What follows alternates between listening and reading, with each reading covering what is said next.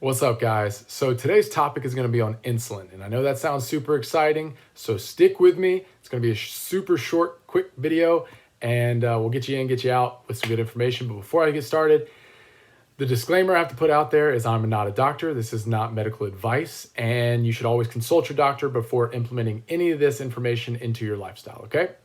So what is insulin? Insulin is a hormone produced by the pancreas. And what is it used to do? It's used to shuttle glucose from your blood into your cells to use for energy. Okay. So how do you get glucose in your blood?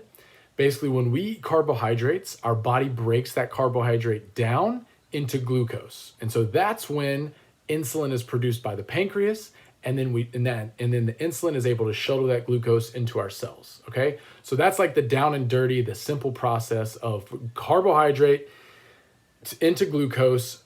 Insulin grabs the glucose, takes it into the cell, and we use it for energy. All right. When that becomes a semi-issue is when we eat a ton of carbohydrates over a long period of time. All right. And so then our body starts to become what's called insulin resistant. And I'm not going to get too deep into what insulin resistance is, but basically when we eat a ton of carbohydrate laden food and like a lot of processed food that has a bunch of carbohydrate in it, our body starts producing a ton of insulin to take that glucose that's made from the carbohydrate into the cell. And then it has to produce more and more and more in order to do that. Well, the pancreas says basically like, hey, bud, I'm not going to keep making this much insulin and I'm kind of tuckered out. So I'm not going to work as hard. And then that's when our body starts becoming a little insulin resistant, can lead to type 2 diabetes, obesity, overweight. It can lead to a lot of things. So basically, you want to keep your carbohydrate levels at a moderate level if you have a normal lifestyle. If you work a 9-to-5 job, if you're a teacher, if you do normal things, your carbohydrate levels should be pretty moderate.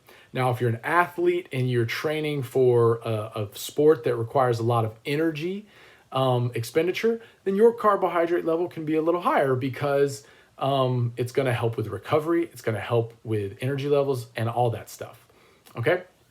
Now, if you do not exercise at all, if you're very sedentary and you do not have a very, active lifestyle, then your carbohydrate levels probably should be on the lower end because your body is not going to expend the glucose in your muscles and in your liver.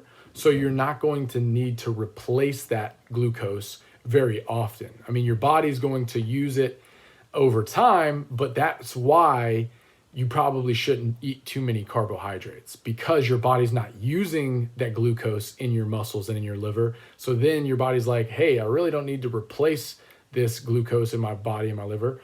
But also too, your brain uses glucose. So, I mean, you're going to be using glucose in your body, but it's just a matter of, hey, I don't need to take in an abundant amount of carbohydrate if I'm not going to be burning it, okay?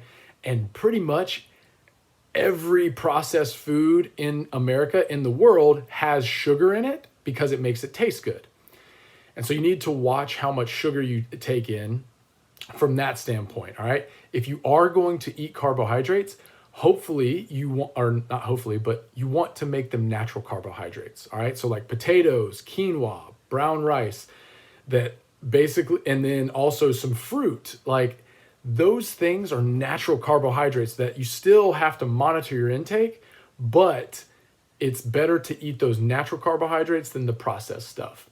And the last thing I'll leave you with is if you want to really try to get your body more insulin sensitive, is to lay off the carbohydrates as much in the morning so that you're not getting that glucose, blood glucose level spike, and you're the most insulin sensitive in the morning. So then your insulin's going to really spike up and you're going to put a lot of work on that pancreas. So in the morning, try to eat more of a protein and fat-based breakfast. And then maybe in the middle of the day around lunchtime, you can have more carbohydrate because you have 8 to 10 hours left in the day that you can burn that carbohydrate off. So that's the recommendation. If you have any questions, I'm more than happy to talk to you to explain any other suggestions that I have.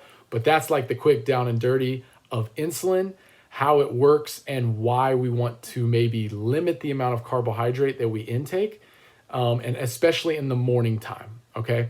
So like I said, if you have any questions, please feel free to reach out to me. And thanks for watching this video, and hope you have a good rest of your day.